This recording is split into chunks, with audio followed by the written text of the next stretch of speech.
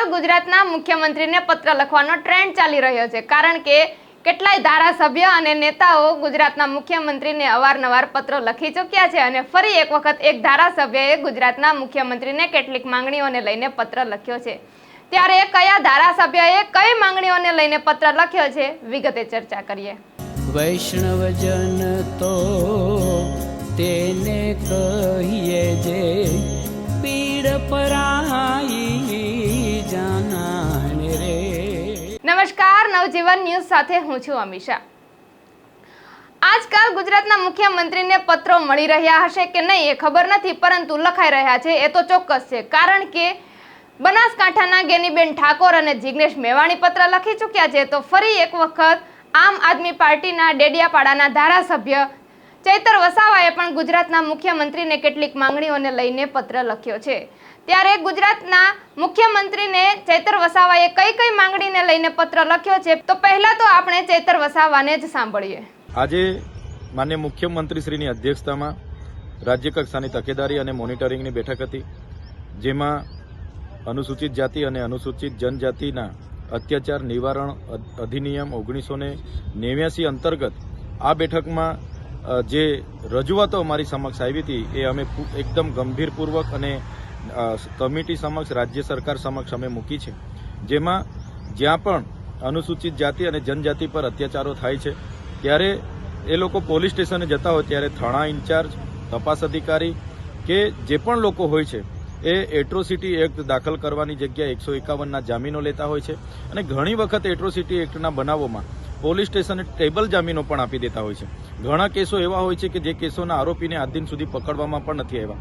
જે તમામ આંકડા સહિતની માહિતી આજે હતી ત્યારે અમે મુખ્યમંત્રીશ્રીને કીધું છે કે જે પણ આરોપીઓ આજ દિન સુધી નથી પકડે એમને તાત્કાલિક ધોરણે પકડવામાં આવે અને જે પણ કેસો આજે કોર્ટમાં પેન્ડિંગ છે એ કોર્ટમાં પેન્ડિંગ કેસોનું નિરાકરણ નિકાલ લાવવા માટેની અમે એક રજૂઆત કરી છે। સાથે સાથે ગુજરાતમાં દલિત અને આદિવાસીઓની જમીનો પર જે ગેરકાયદેસર રીતે બિન આદિવાસી લોકોએ દબાણો કર્યા છે એ કબજાઓ ફરી આદિવાસીઓને મળે, દલિતોને મળે અને એમના પર એટ્રોસિટી એક્ટ અંતર્ગત કાયદેસરની કાર્યવાહી કરવામાં આવે એની પણ અમે માંગ કરી છે। સાથે કેટલાક અધિકારીઓ જેમ કે જિલ્લા મેજિસ્ટ્રેટ હોય, એસડીએમ હોય, પોલીસ અધિક્ષક હોય, નાયબ પોલીસ અધિક્ષક હોય, એવા કેટલાક અધિકારીઓ જે લોકો એટ્રોસિટી એક્ટની તપાસમાં આવતા હોય છે એમની માનસિકતા એવી હોય છે કે એ દલિત અને આદિવાસીઓને યેન કેન પ્રકારે દબાવે છે અને એમની માનસિકતા હોય છે કે આદિવાસી કે દલિત લોકો એટ્રોસિટી એક્ટ માત્ર ને માત્ર બ્લેકમેલિંગ કરવા માટે કરે છે। એવા લોકો પર પણ કાયદેસરની કાર્યવાહી કરવામાં આવે। ખાસ કરીને મહીસાગર જિલ્લાના કલેક્ટર શ્રી નેહા કુમારી પર કાયદેસરની કાર્યવાહી કરવાની અમે આજે માંગ કરી છે। સાથે સાથે જે પણ સ્પેશિયલ કોર્ટો એટ્રોસિટી એક્ટના કેસો ચલાવવા માટે બનાવી છે એને સ્પેશિયલ આ જ કેસો ચલાવવાની પરવાનગી આપવામાં આવે। સાથે સમરસતા હોસ્ટેલો આવનારા દિવસોમાં ગુજરાતમાં નવી બનાવવામાં આવે એની પણ અમે માંગ કરી છે।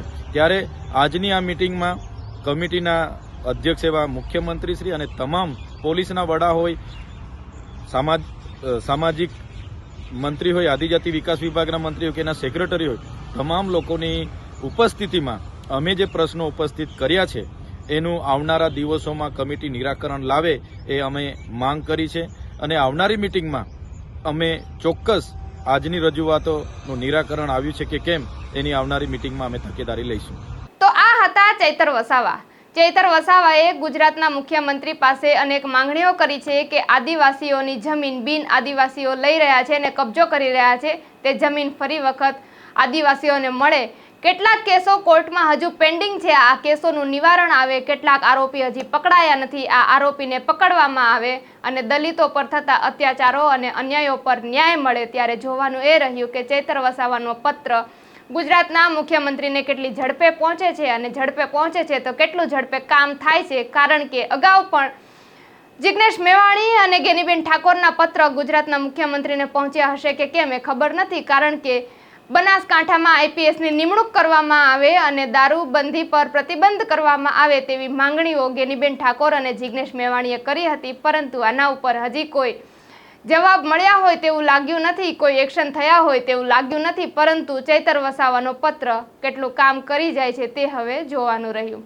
સવાલો અમે તમારા ઉપર છોડીએ છીએ. તમારા પ્રતિભાવો અમને કમેન્ટમાં જરૂરથી જણાવજો. તો અત્યારે મને અને મારા સાથી આસિફ કાદરીને રજા આપશો. વૈષ્ણવજન તો તેને કહીએ જે પીડ પરા